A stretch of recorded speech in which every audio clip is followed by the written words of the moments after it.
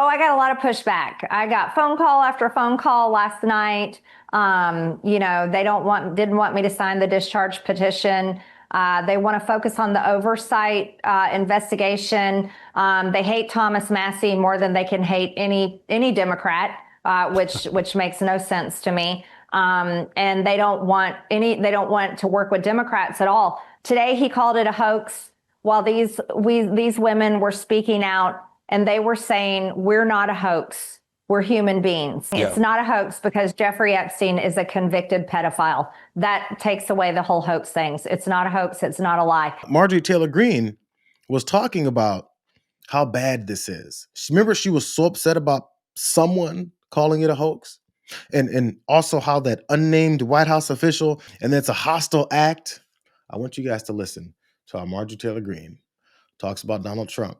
Because in every time that she's crossed these lines against Donald Trump, there's always this explanation that he has nothing to do with it. I'm not blaming President Trump whatsoever. I'm actually blaming some of his staff around him. Eric, you and I both know any president is insulated and in a cone of information based on the people that work directly with him. And I don't think they've informed him on what a big deal this really is.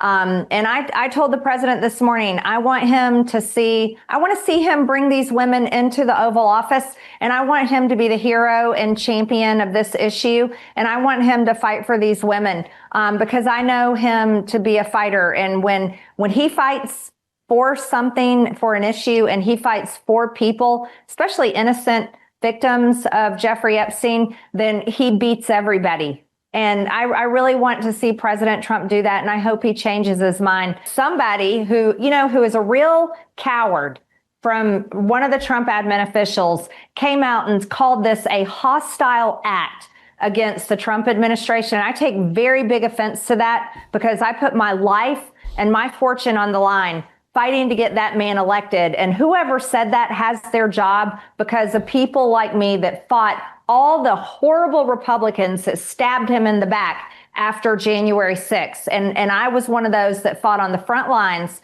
and said, no, he is the leader of our party. He is the president, and we're going to make him president again. Well, that coward attacked me and attacked anybody else and called it a hostile act. Donald Trump, the president of the United States, the guy that says he's going to centralize all power under him, the guy that said, I can do whatever I want. He just said that like a week or two ago. I don't love, not that I don't have the right to do anything I want to do. I'm the president of the United States. If I think our country's in danger, and it is in danger in these cities, I can do it. I can do what I want. I'm sending military into the streets, into different cities. I'm taking over and federalizing police forces. I'm imposing tariffs all across the world unlawfully. I'm doing everything that I want. That president hasn't been informed well enough by his staff of how important the Epstein files are. That's what Marjorie Taylor Greene said. She's not blaming Trump. That was the first thing. I mean, I don't want to blame Trump. I'm not blaming Trump.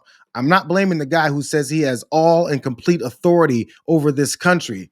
I'm not blaming him for his Department of Justice, his Pam Bondi. She's not going to blame him for when he said, when are you guys going to stop talking about this Epstein thing? She's not going to blame him when he said this whole thing is a hoax after these survivors came out and said, yo, it's not a hoax. We're real people. We're standing right here. How is it possible that you can't blame the guy that's controlling everything? But she put her fortune on the line to get him elected. But it's those cowards and those dirty dealers that are surrounding Donald Trump that are keeping him away from all information that's going to make him not do anything about it. Has nothing to do with him. I'm telling you, bro. Y'all can try to start giving Marjorie Taylor Greene some credit, but she has not crossed Donald Trump. She's being very careful to not cross just that guy. Those cowards attacked her and said that it's a hostile act. Against who? I'm not even done with her. She also talked to Manu Raju right after they had their whole press conference with these survivors. She talked to him and he asked her what it is that she said to Donald Trump because she brought it up. I look forward to talking with President Trump about these women that I've met.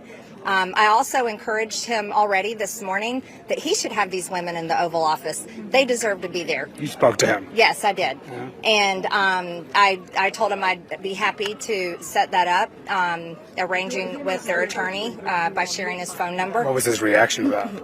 I haven't got an answer back on that, but I am continuing to encourage him that these are the people that deserve to be in the Oval Office, not any of Jeffrey Epstein's rich, powerful friends. You hear that bullshit?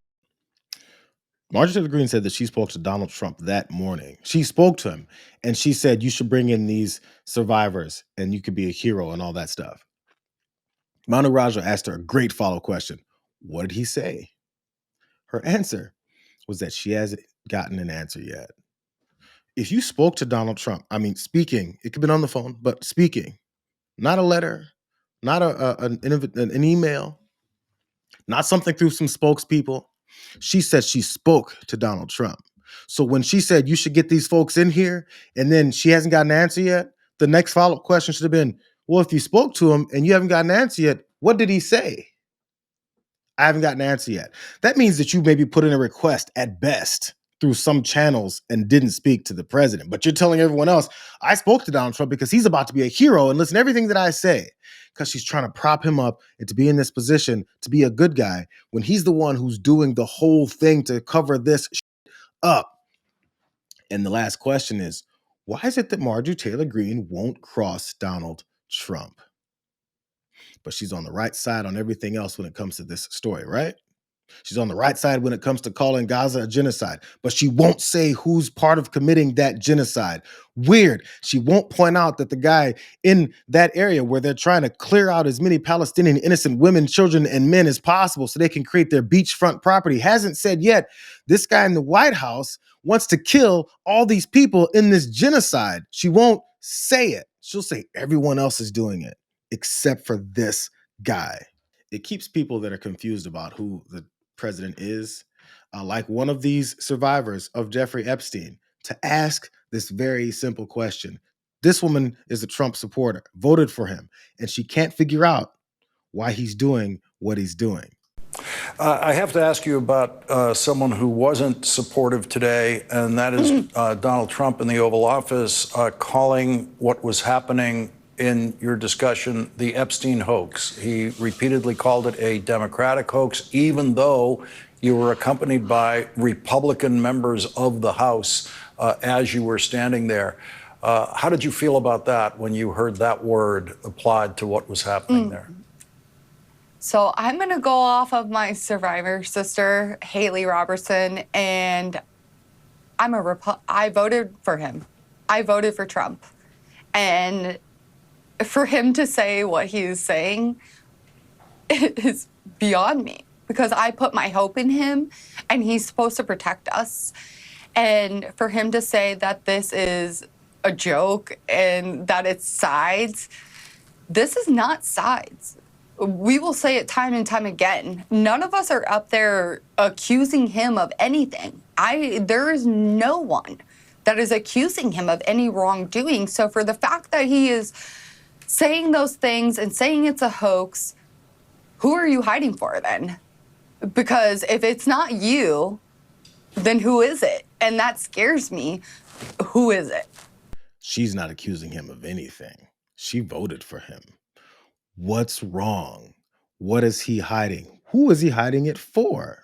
We'll see if Marjorie Taylor Greene wants to keep asking those questions, because one of the strong speeches that she had was how if these survivors behind me are too afraid because of their lives being threatened and then being stalked and followed for all these years, I have the power. I'll take the list to the House floor and I'll read these names. She said it, bro. Yeah, it's a scary thing to name names, but I will tell you, I'm not afraid to name names. And so if they want to give me a list, I will walk in that Capitol on the House floor and I'll say every damn name that abused these women. I can do that for them. And I'd be proud to do it. But she won't say one name.